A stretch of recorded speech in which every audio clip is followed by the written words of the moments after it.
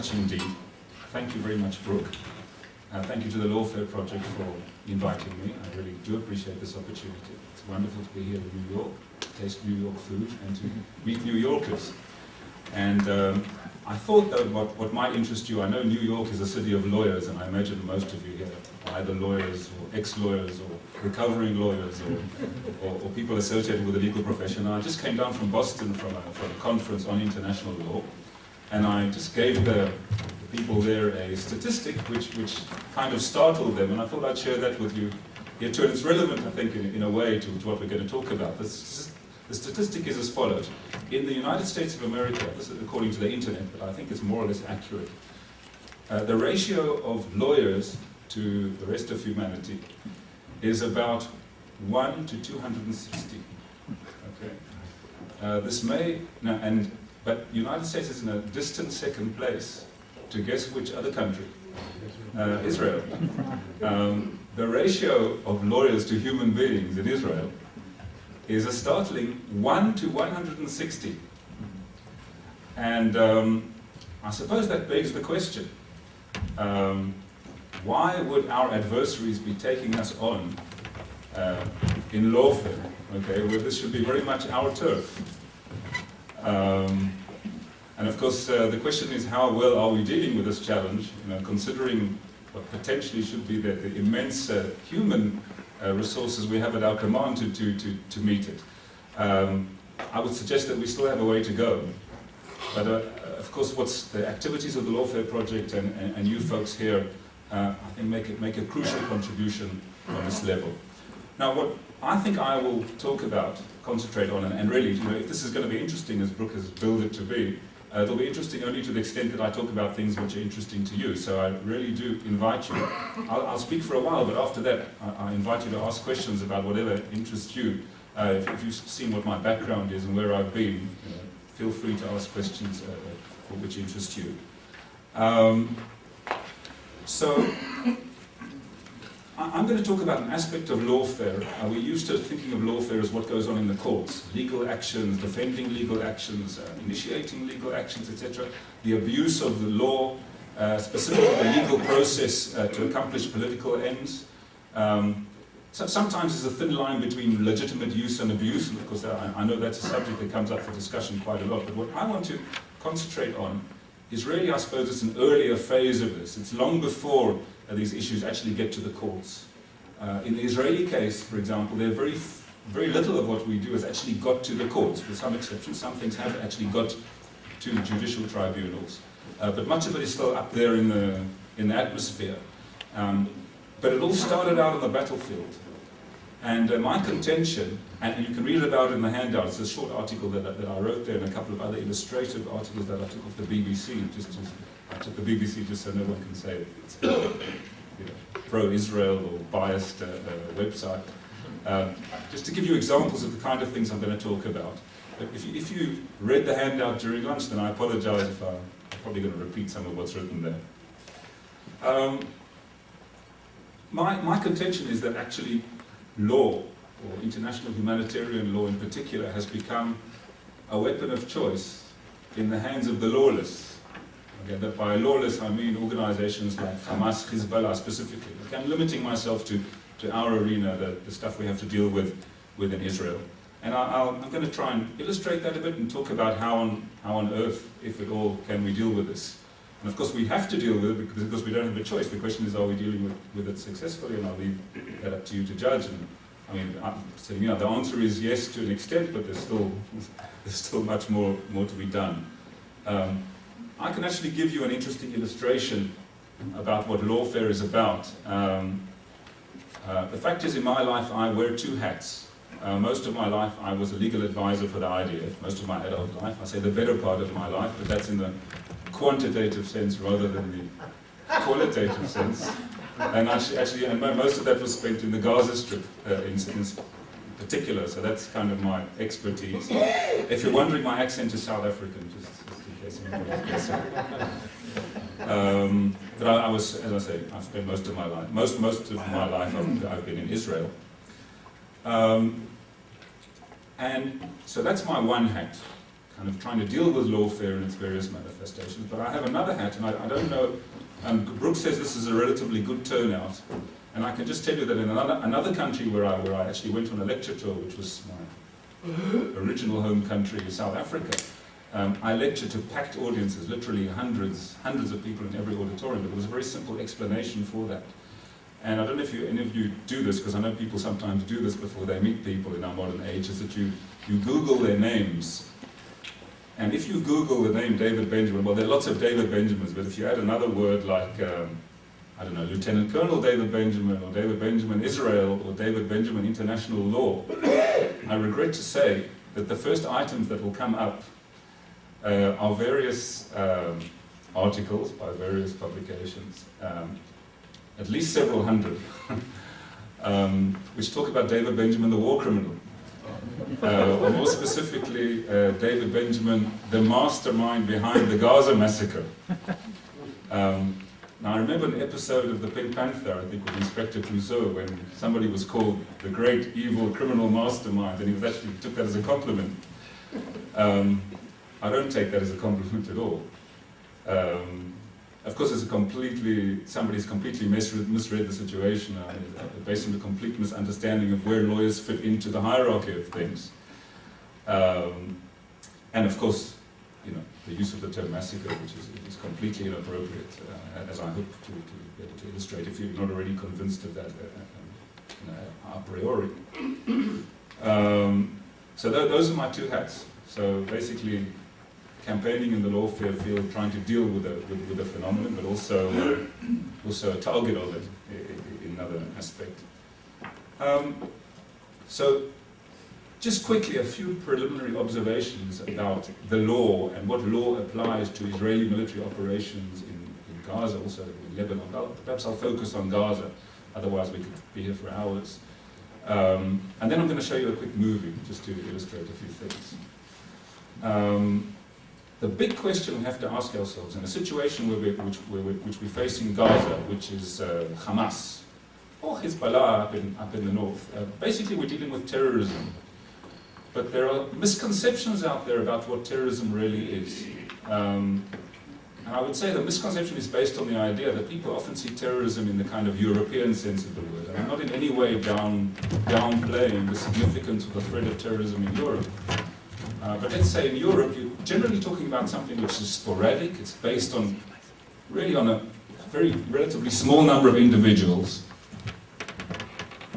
A small number of individuals in these cells. And the law enforcement authorities have a reasonably they're reasonably successful at keeping tracks of these small cells. And of course, when they do arrest people, they use the criminal law to put them on trial, put them in jail, whatever. And sometimes, not so much in the States, I know in the States this is an issue, but in Europe you have a lot of administrative law tools too. In other words, supplementing the criminal law, you might have the opportunity to put a person in administrative detention, surveillance, etc., etc. And I want to dwell on that for a moment, because there's a school of thought out there, and a very substantial one, which says that terrorism is actually a kind of social problem. Much like, say, organized crime. In many cases, they point to the fact that in some parts of the world, if you want parts of South America, organized crime, the drug world, for example, is much more of a threat to society. It claims many more lives, in fact, than terrorism does. And yet nobody argues that somehow for drugs you need a specialized legal regime. I mean, I realize in the States there is a specialized legal regime, but it doesn't go much further than the regular criminal law for dealing with this. And this school of thought essentially says that if you kill a terrorist under, say, the rubric of what has become targeted killing, okay, that is an extrajudicial execution. Because it says crimes you deal with through the criminal law. And of course that's the classic approach for any lawyer. Anyone who went to law school will know that. That's the way we deal with things. And of course in America, I'm not an expert in American law, but I know that there's people are very zealous about that. And huge resources of the state are actually invested in making sure people get due process and a fair trial. And that means basically if a person is a suspected terrorist or a proven terrorist, doesn't matter what, they have to be arrested, of course. There's no question of killing a person. If law enforcement agencies kill a person, that's not supposed to happen. That's cause for an investigation. The person has to be arrested, can only be kept in custody under the supervision of a judge, has to be tried by a judge, and in the United States a jury, even several judges. There are strict laws of evidence about what you can bring. Obviously all the evidence is shown to the defense, so the defense can defend themselves properly. And then of course even once you have a conviction, if you have a conviction, because you have 1 or 2 tiers of appeal above that. That's the criminal law process. And again, a large school of thought, a very significant school of thought out there, which says terrorism is a crime, deal with it using the criminal law. And just to give you an illustration, you're probably familiar, at least generally speaking, with the Goldstone report. Now, you won't find this in the Goldstone report, but I have a colleague who was at a lecture given by Justice Goldstone after the report. And this is a question he'd been asked several times, but actually dodged it. But on this particular occasion, he decided to answer the question. The question was, hang on, you say Israel has behaved illegally, all these terrible things.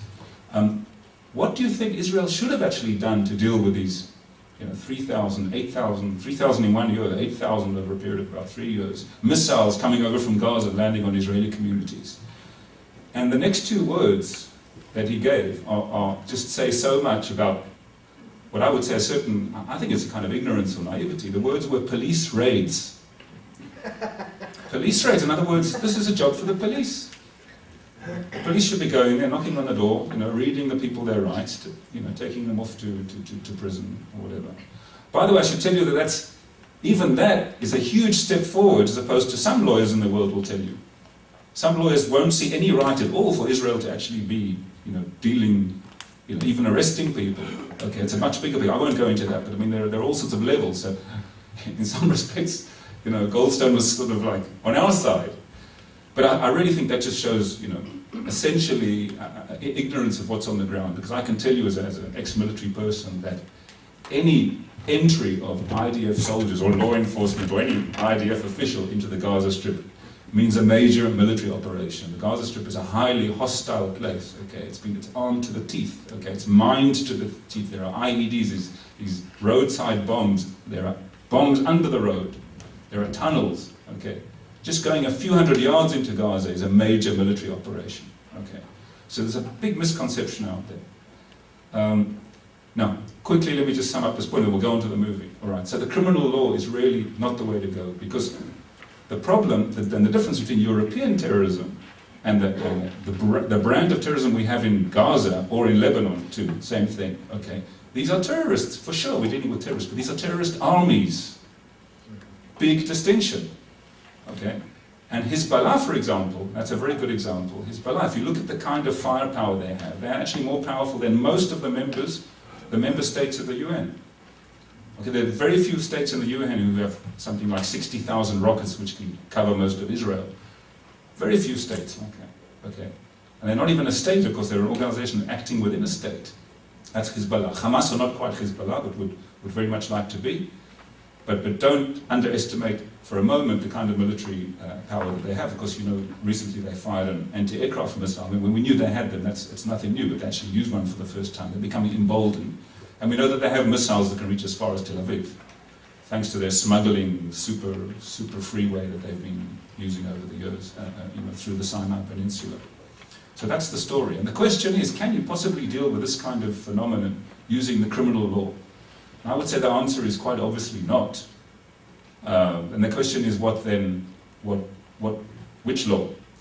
And the answer that lawyers like me have given to this, and this was back in about the end of the year 2000, 2001, where there was a huge upsurge of violence in the territories, after the failed Camp David talks, which had a very, very clear military aspect. It wasn't just a sticks and, not to put this down either, but it wasn't a sticks and stones rioting situation. It was much more than that. It's a clear military live fire aspect to it.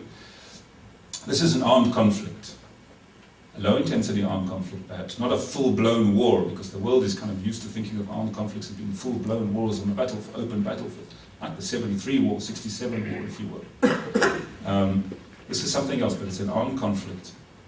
And the rules in armed conflict change. And it's a fundamental, to understand the Israelis You know, and what we're saying and the kind of legal arguments that we're giving, you have to accept that this is the paradigm. It's an armed conflict. It's not a regular criminal law situation.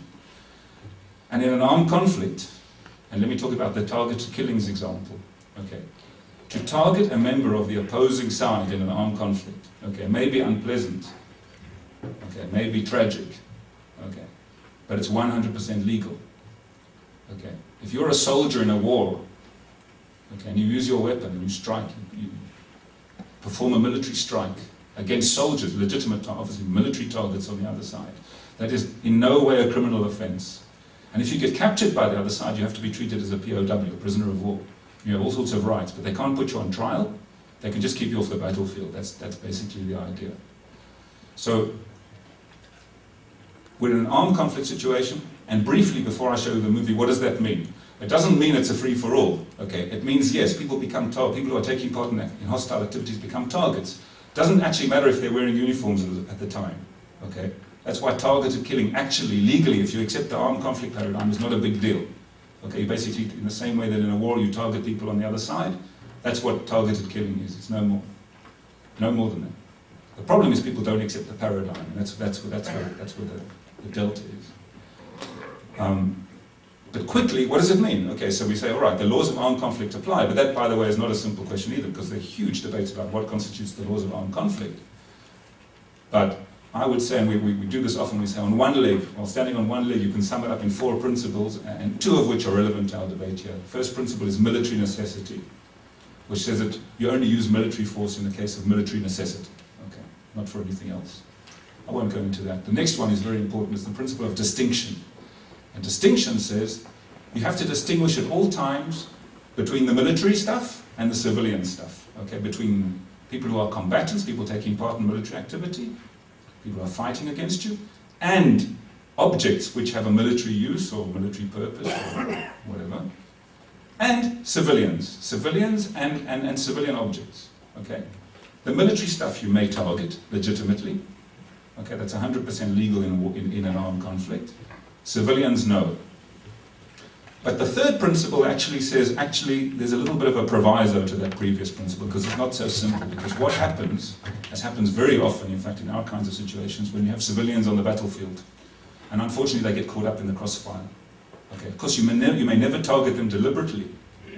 Okay, but when you have civilians on the battlefield, what happens, if civilians are getting hurt? And the drafters of international law came up with a concept that is called proportionality. And it goes like this.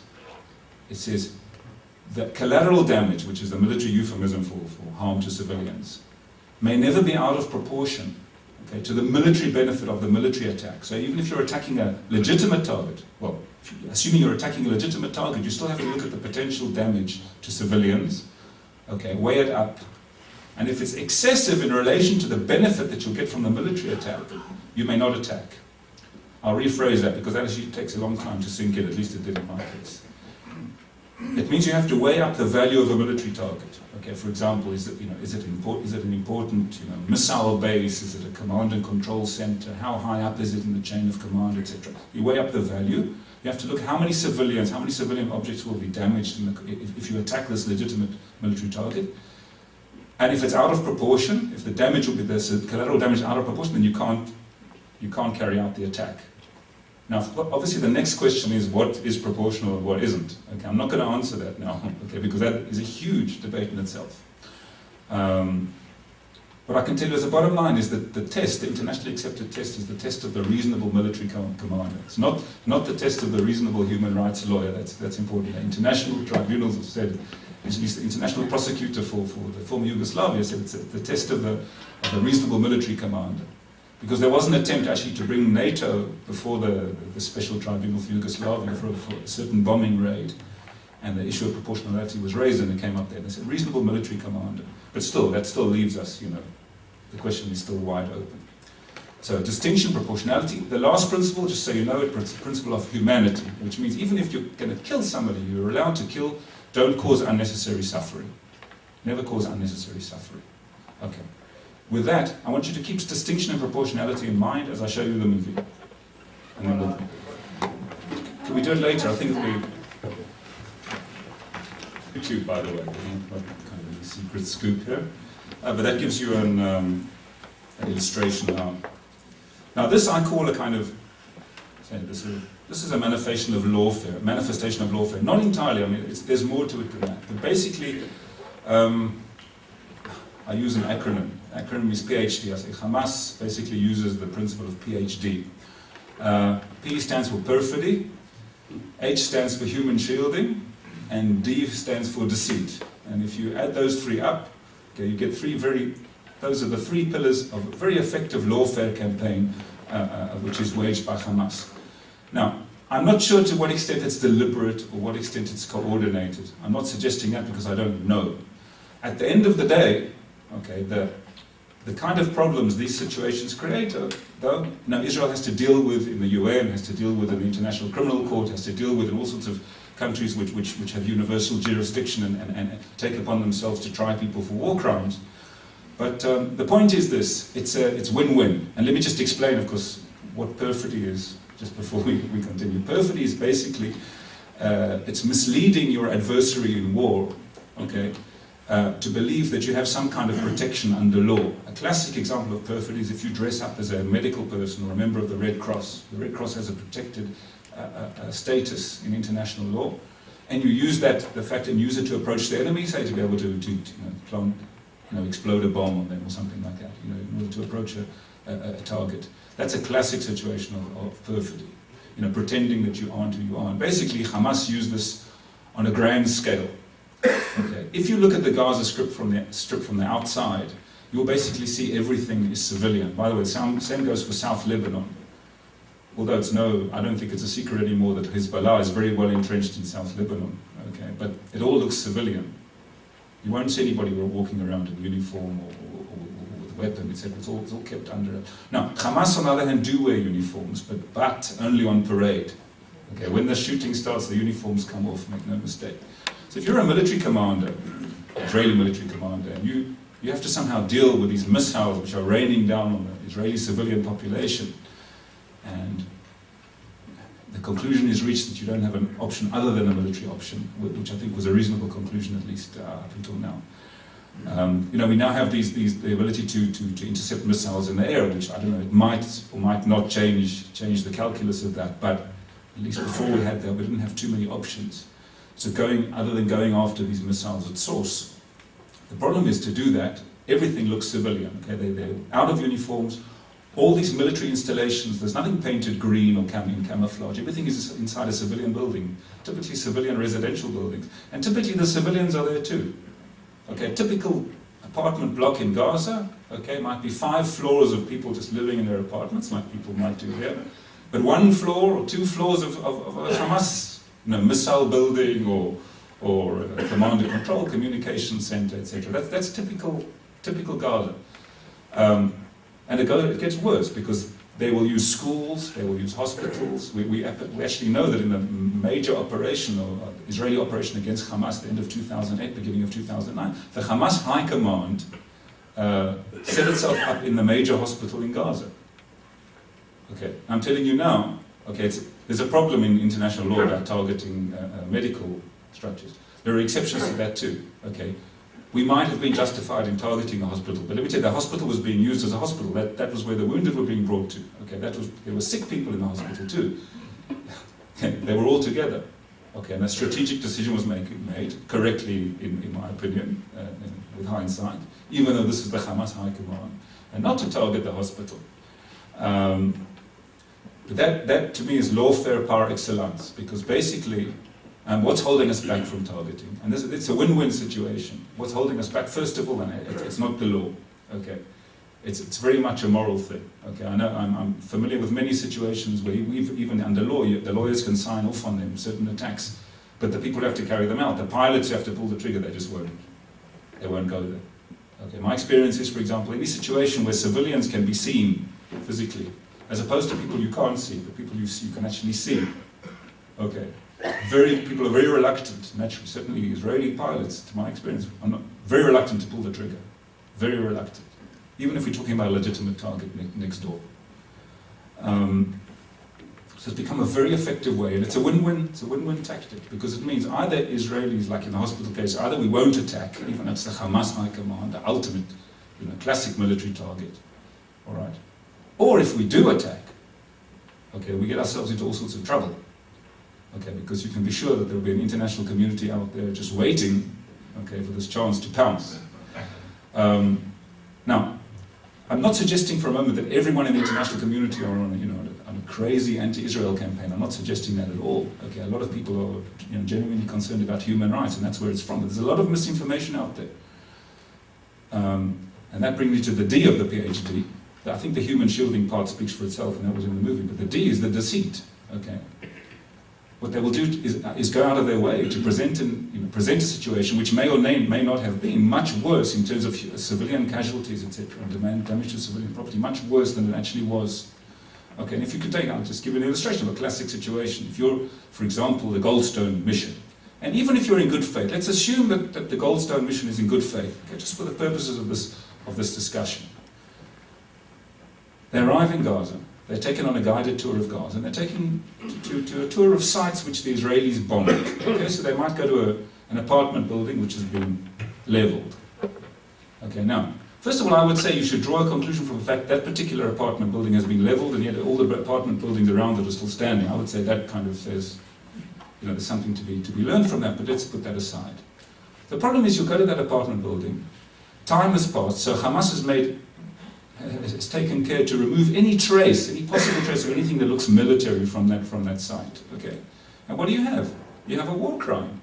Okay, remember the 4 principles? Okay, you cannot target civilians deliberately.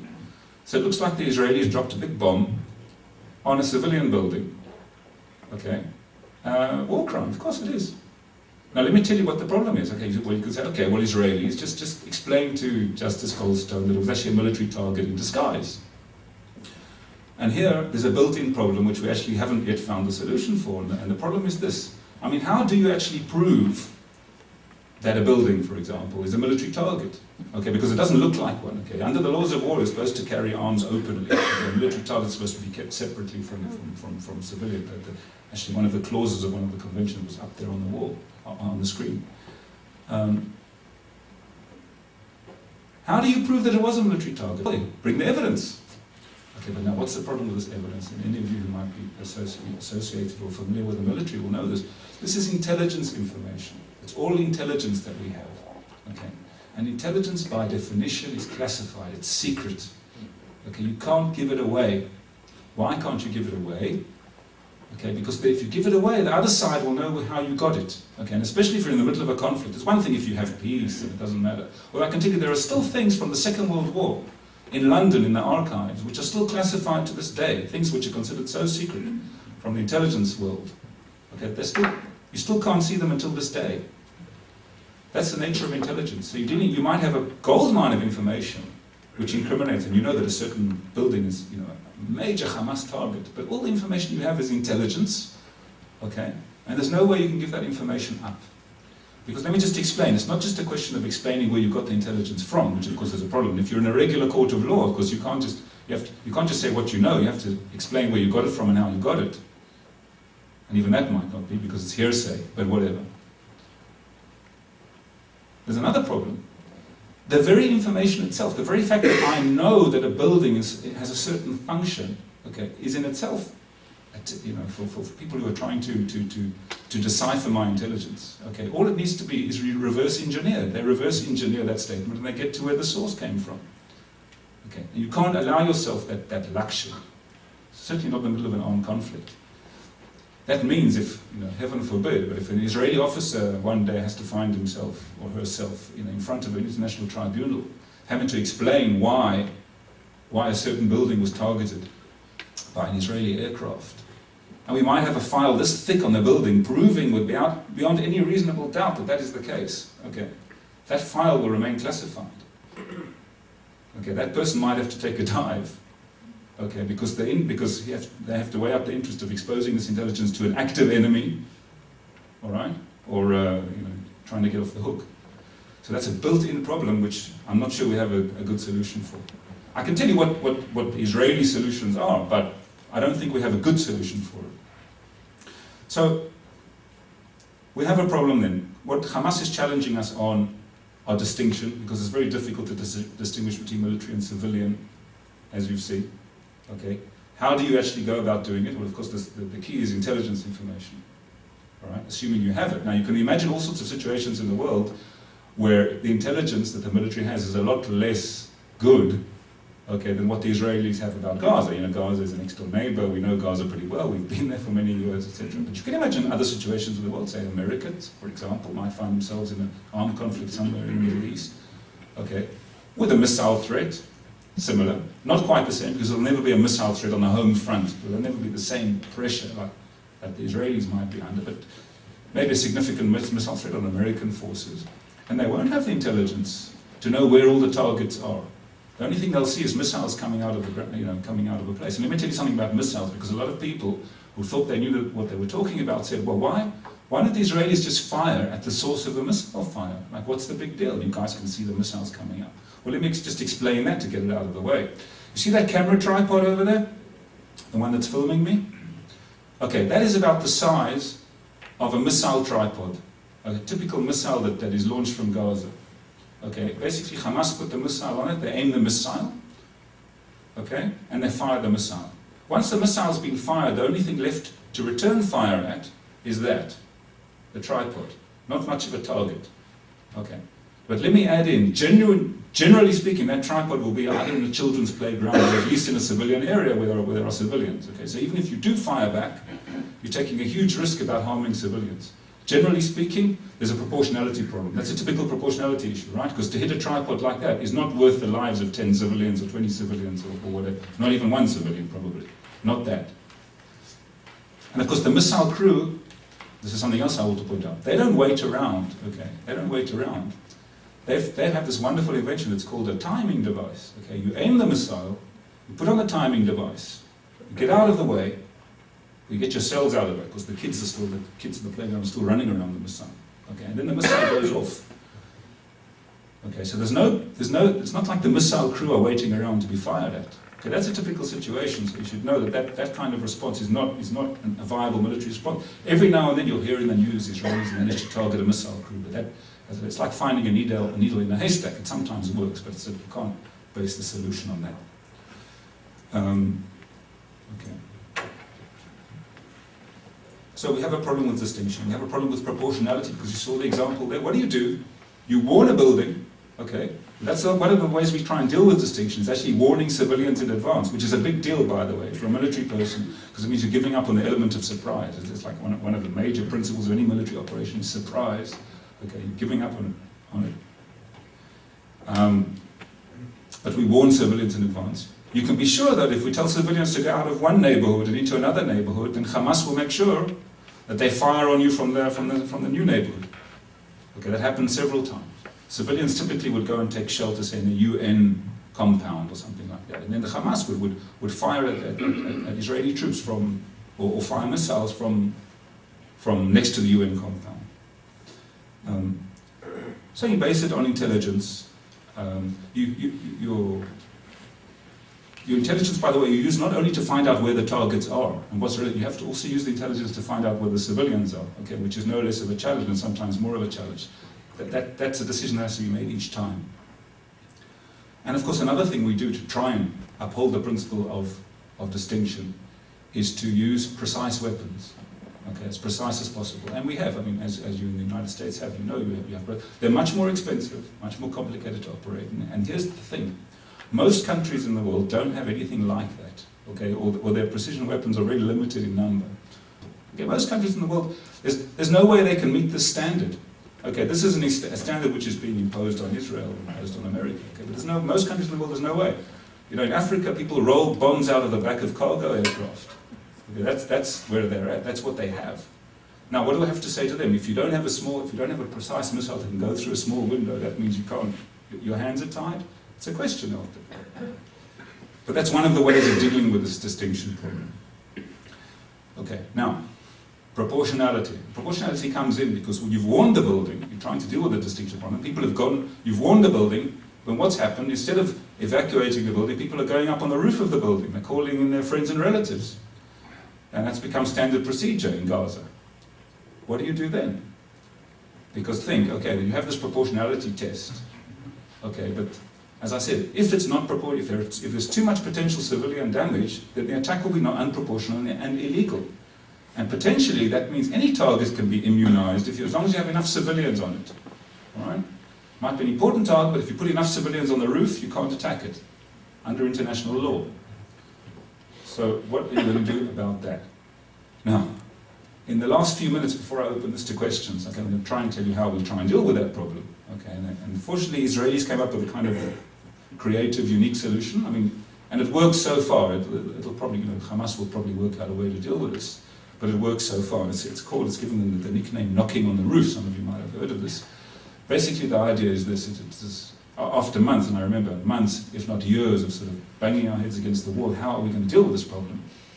Because in one of the articles you'll see there's an example of people who went up on the roof, and the Israelis didn't attack the target. And there's a statement by the Israelis that we didn't want to get in. Why we didn't attack the target? We don't attack civilians. And the question is, okay, what are we going to do? So knocking on the roof works like this. Basically, the Israelis developed a device, a kind of munition, that makes a huge bang, okay, but very little explosive impact, okay? And it can be fired from an aircraft. All right, so it will be fired from, it's like a riot control device, if you like, to call a stun grenade or something like that, which is actually fired. You would fire it, say, on the corner of the rooftop where the people are gathered. Okay, the people on the roof are pretty convinced that the Israelis have actually gone crazy, that the win-win tactic isn't working anymore. Okay, because it's very difficult to distinguish between a real bomb and this thing. Okay, and they quickly get off the roof. And then, of course, once the building's evacuated, then you can go ahead and attack the building.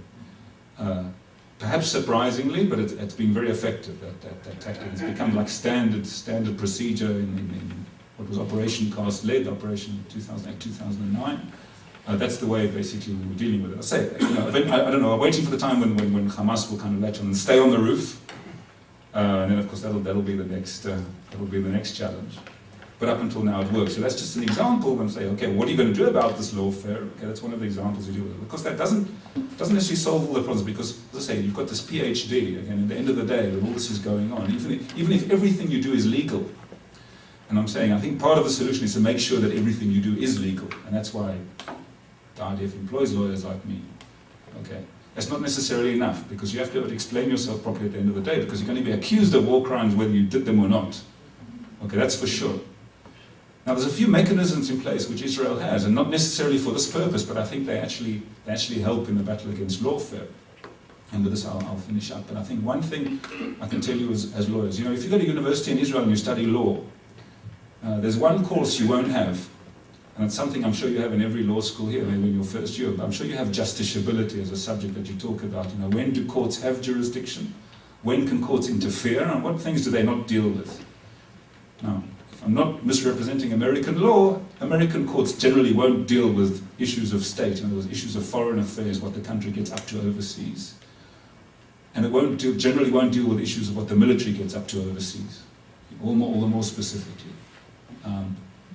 We're already sort of more than a decade behind that in Israel. The Israeli courts have decided that everything is justiciable, okay, including everything military. Okay, and basically means that a Palestinian living in Gaza, if they have a problem with an IDF military operation, can actually petition the Israeli Supreme Court, okay, and raise any claims they may have about the legality of that operation. And that's something that happens. It happens realistically. I can recall from my career that sometimes it can be 2, 3 in the morning in the midst of an operation, you get a petition from the High Court you actually have to respond to in real time. Some people think it's crazy. I think initially I thought it was crazy. I think a lot of military commanders certainly found it uncomfortable and crazy. But at the end of the day, if lawfare is a major concern, that's actually not a bad thing. Because it means, first of all, the IDF has to take special care that everything it does is legally covered. Okay, you won't go because you don't have to worry about being dragged before The Hague. Okay, you have to worry about Jerusalem, long before that. And of course, if the High Court is going to give you the rubber stamp, not rubber stamp, but if they're going to give you the stamp of approval, having heard you out, okay, you're in a much better position. You're not being hung out to dry as an individual military officer. If you have a certain procedure, for example, or a certain munition used, and the High Court has said this is legal, it's okay. An example would be targeted killing. It took them 4 years to deliberate, but they decided at the end of the day that targeted killing is legal. Many people said it wasn't. And there are all sorts of other examples too. There have been times when the High Court has struck down practices used by the IDF. A commonly known example is what we call neighbour procedure, the idea that you can ask a passer-by to go into a house and call a wanted terrorist who's in the house. The idea being that it would save lives, save destruction of property, it would mean that the other side doesn't bring in reinforcements, etc. The court struck it down and said, no, that's illegal. I can talk about that a lot more, but that's the bottom line. So there have been cases where the court has not gone along with what the IDF wanted to do. This is happening all the time. There are thousands of petitions every year against the IDF. I actually think it's a useful thing and helpful thing that are there. Another thing is, I think you have to be really honest and really put aside all patriotism, as it were. Okay, and if there were violations of international law by our troops, and I'm pleased to say, because I'm fairly well acquainted with what goes on. Okay, these violations are very few and far between, but of course, it's not by accident that we have a legal department and we have prosecutors and we have military courts, because people do break the law, and it's something, of course, I'm familiar with intimately myself. It does happen. Okay, it certainly doesn't happen on a systematic, strategic level as Justice Goldstone initially charged, because he retracted that charge, but he said there's like a systematic policy of attacking civilians. With anyone who's even remotely familiar with the IDF will know that that's just not so. It cannot be so. It structurally cannot be so. You might have individual, incidents which might be problematic, but it's never a policy, never ever. You have to investigate those and prosecute where necessary, because the advantage of that, assuming that in the world today, Israel, at least that the Israeli legal system still is generally understood to be a serious legal system, a proper legal system, an objective legal system. A lot of people don't realize that even the military legal department is entirely independent. The military legal department is entirely independent of the military command, even though it's part of the army. And it's subject to civilian oversight, but both by the Attorney General and, of course, the High Court of Justice on any decision that anybody might make. And those are important because there's a principle of international law called complementarity. Okay? Complementarity means that if you're in an international court, or a court of another country, and you want to try Israelis for war crimes, okay, you cannot or will not do so if the Israeli judicial system has properly dealt with the issue. Okay, that's a very, very important weapon of defense in the lawfare world. And it's worked before. It's worked, for example, in Spain. Okay, there was a criminal action brought in Spain against Israelis, in absentia. The Israelis weren't there for a certain attack that was carried out in Gaza, and the Spanish courts came to the conclusion this has been sufficiently adequately dealt with by the Israeli legal authorities, and therefore we have no place to interfere. Of course, Spain is a country which has dealt with, trying to get Pinochet, etc. So it's a country which does have universal jurisdiction. So at the end of the day, a question I often get asked, and might be burning in some people's heads, well, hang on, if you're going to put yourself under all these limitations, how can you possibly win the war? Okay, and the answer is, actually you don't have a choice, because if you don't put yourself under these limitations, you might win battles, but you're actually going to lose the war. Okay, there's a really good quote by the past president of the Supreme Court, Justice Barak, and he said, a democracy, by definition, has to fight its wars with one hand tied behind its back. He said, but that's actually what makes the democracy strong. At the end of the day, that's why the democracy prevails. There's no other way of doing it. Now, I illustrated in an example of a soldier. Okay, if you're sending a soldier to put their lives in danger on the front line of a battle, okay, that person, and man or woman, has to be absolutely convinced that they're on the right side. Okay, absolutely convinced. There should never be any question. Okay, that you're dealing with terrorism, that you're on the right side of this.